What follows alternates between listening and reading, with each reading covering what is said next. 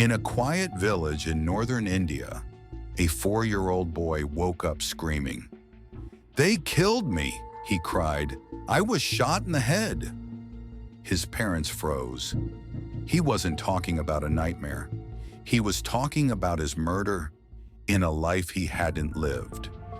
His name was Titu Singh, born in 1983 in Agra, but he insisted his real name was Suresh Verma, a radio shop owner from a town 30 kilometers away, a man who had been shot dead 6 years before Titu was born.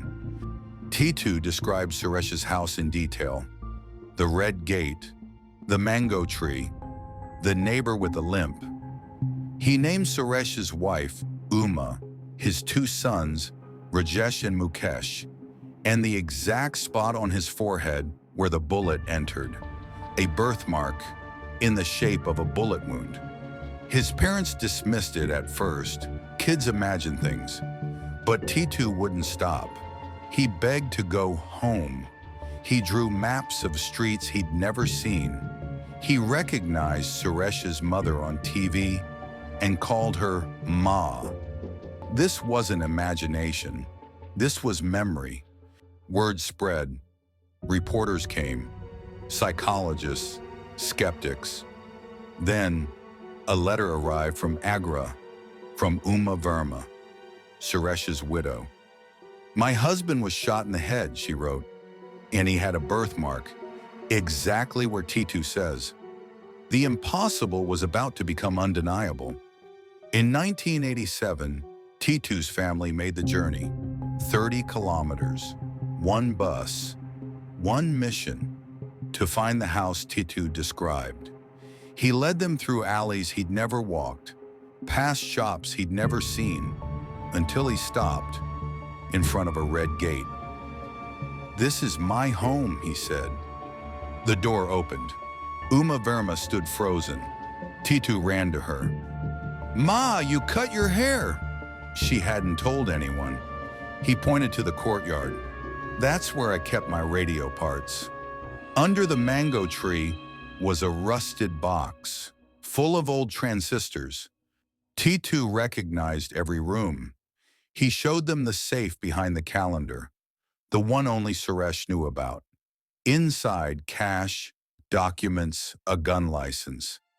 He even scolded Rajesh, "You still haven't fixed the shop sign." Rajesh hadn't told anyone it was broken. The family was speechless. But the real test was coming. Suresh had been murdered in 1983, shot twice, once in the head, once in the chest. The killer was never caught. Police closed the case, until now, because Titu remembered everything, including the face of the man who pulled the trigger. Titu drew the killer, a man with a scar over his left eye. He named him Satya, a former business partner. Police records confirmed Satya had a scar. He owed Suresh money. He vanished after the murder. Titu was 4. He had never seen a police file. Dr. Ian Stevenson arrived, University of Virginia. He had documented 2,500 cases like Titu's. Children who remembered violent deaths with verifiable details. Birthmarks matching fatal wounds. Phobias of guns, water, fire. Titu's case was one of his strongest. Stevenson's method, no leading questions, independent verification. 40 statements from Titu were checked. 36 were correct, including Suresh's secret second shop, his mistress in Delhi. The brand of gun used, details no child could know, unless he lived them. Skeptics fought back. Cryptomnesia, they said. Titu heard stories. But how? His village had no TV, no newspapers. Suresh's family never spoke publicly. And the birthmark? Coincidence. But 70% of Stevenson's cases had birthmarks, matching autopsy reports. Then came the twist.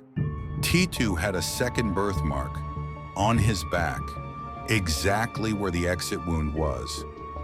Doctors confirmed entry, right temple, exit, left occipital.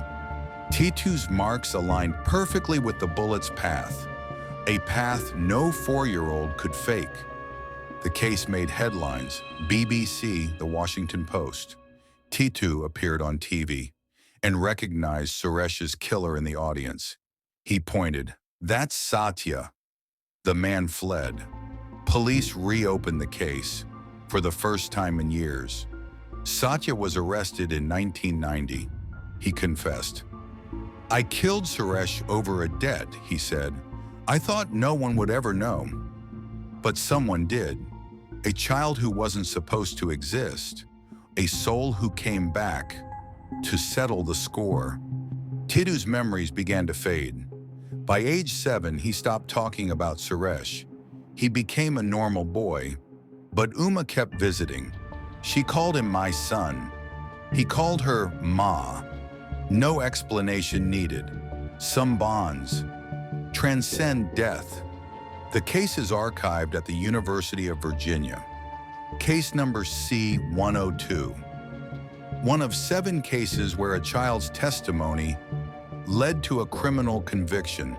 Science can't explain it. Religion calls it reincarnation. T2 calls it just coming home. What does T2's story mean? That death isn't the end? That justice can return?